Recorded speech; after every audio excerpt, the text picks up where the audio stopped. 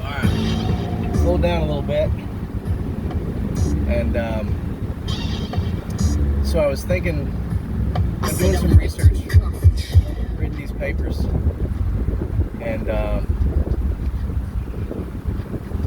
having a good time digging into Vygotsky and Piaget. I'm kind of comparing and contrasting their learning theories, constructivist learning theories I may have mentioned a little bit. Slight differences in them, though, and that's pretty neat. So, for example, Vygotsky, turn of the century Russian psychologist, last century, early 1900s, and Piaget, French? I don't know that. It sounds French. But so, with Vygotsky, he puts out like the idea that it's a social cultural thing. Learning is engagement with your environment, and the environment will do scaffolding and like kind of set you up and work you towards a place where you get close enough that you can get what you're trying to learn. And that's different from Piaget in that Piaget, he was more of the stages, like the pre-operational stage, the operational, formal. That's three. And there's a fourth. I know it. We'll just say I got past it. So, moving on.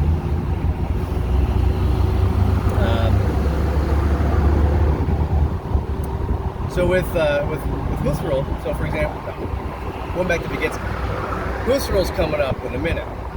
Phenomenology. And so with Vygotsky, you have a manner of inner speech as we talk to ourselves. It kind of shows up, and for Piaget, this kind of is an egocentrism, a self-orientation. Always thinking of ourselves, like these little kids who are working on a project, saying, "Oh, I ran out of this, and I need that, and I'm going to do this, and I'm going to do that." And Piaget identifies this as the pre-operational stage, like 2 to 7 years old, and they can't quite get the perspective of another person. But the process of developing this language, Vygotsky takes it and says, well, that is how we kind of take these thoughts and coalesce them into a definite concept, like a word, and that's how we use the words are kind of reinforcing on thoughts. And so the ability to self-speech lends itself then to being able to work with these abstract concepts in your head, and then take on new experiences, new learning, which in Vygotsky's sense is it's to continuously be innovating. And I'm sorry, that's Piaget. Piaget was both up to an extent. Piaget was a little more well known for saying that the point of learning isn't to like regurgitate facts. It's to be able to innovate and come up with ideas and solutions to new problems, because it's always new problems, always new solutions. So, in terms of that, ooh, there's a good song. The way the cookie crumble, it be in my fortune.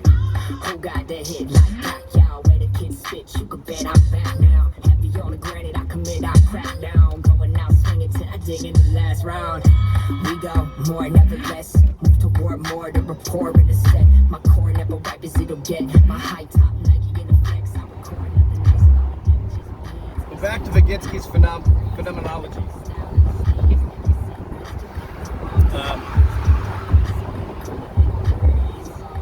So for him,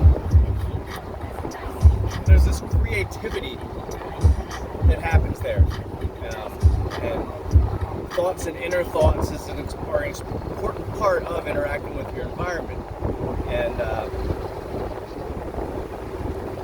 creating something different.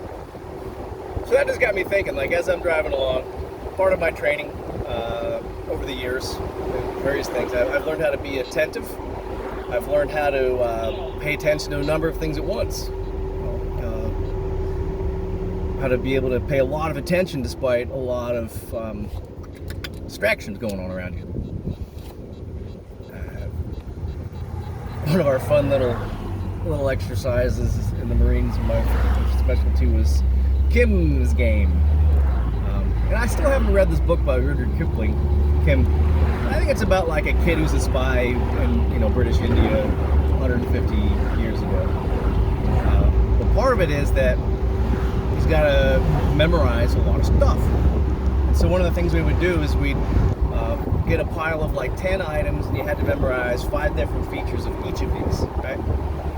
And while you're doing it, you got a couple of other people, and you're being pushed in a circle by instructors, cadres, or whatever you want to call them. And you're getting pushed and yelled at. Sometimes maybe a megaphone or a flashbang grenade, whatever. I mean, you just get messed with. And you got like a minute, 2 minutes maybe. With all this going on, you remember all 5 of those features, those 10 things. What they are, obviously. And then anytime thereafter, for like the rest of the day, it could be 20 minutes later. Usually it's like an hour, a couple hours, several hours later. Whatever else is going on, bam, stop, drop, fill in all these features. And that was cool. And that's just some of the training of attentiveness that can happen, and you can get good at that. It's a skill. Just as, we learn juggling or butterfly knives, sleight of hand techniques, coin tricks, stuff like that, But with that, there's also utilizing the senses. So like kind of seeing in the dark, seeing when you can't see, seeing when there's no light.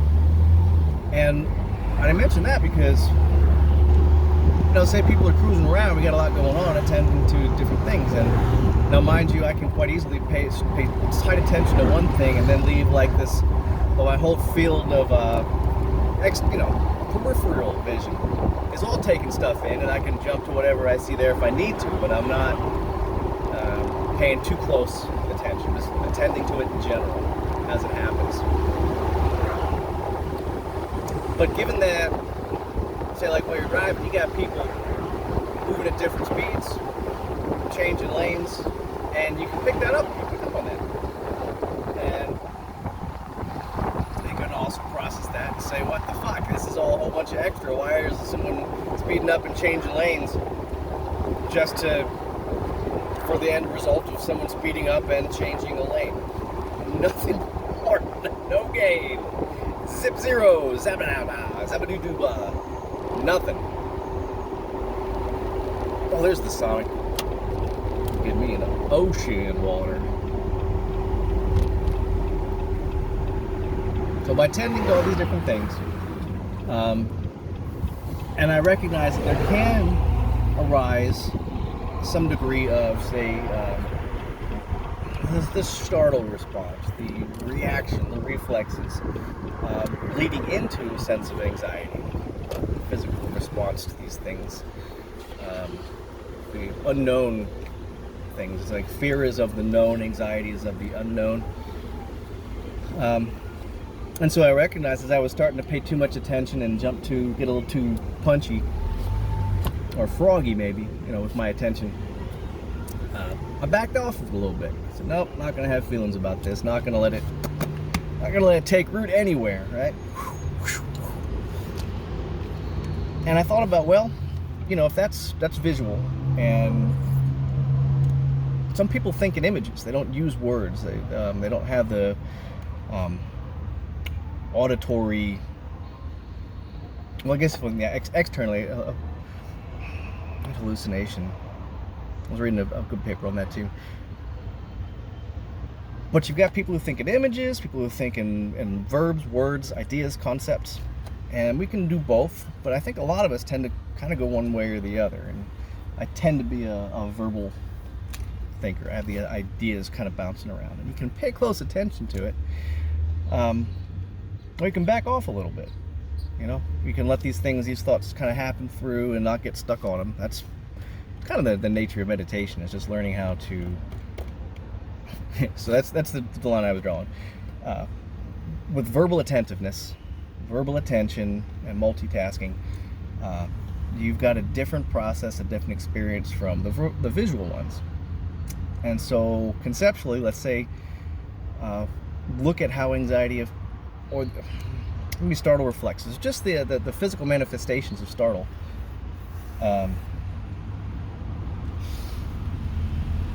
Would a person who never has this experience, like a person who's blind, they would not be thinking so much in visual formations, pictures or images. And so how much non-anxiety would they have, or anxiety might be a strong word, but non-reactivity towards future events than, say, a person who can think and a person who can be startled? Like Helen Keller, I gotta look that up. Was she like chill, or was she kind of like wound up? I'm imagining if I were blind, I'd be like, well, fuck, there that is. And I'd stop giving a shit, because it would be absolutely pointless. It'd be no ability to like visualize something jumping at me. Either I'd feel it or I wouldn't, They're like, oh, I just got bumped into, or what was that? Eventually just be like, all right, I'm dealing with it. Here it is. Topics for study. Research.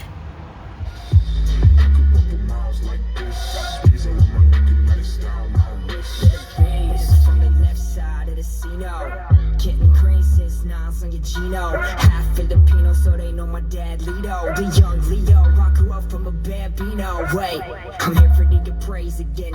And this bitch so long that they raised the rent. See, me and Brown bills from the same descent, but when they said I'm blowing up,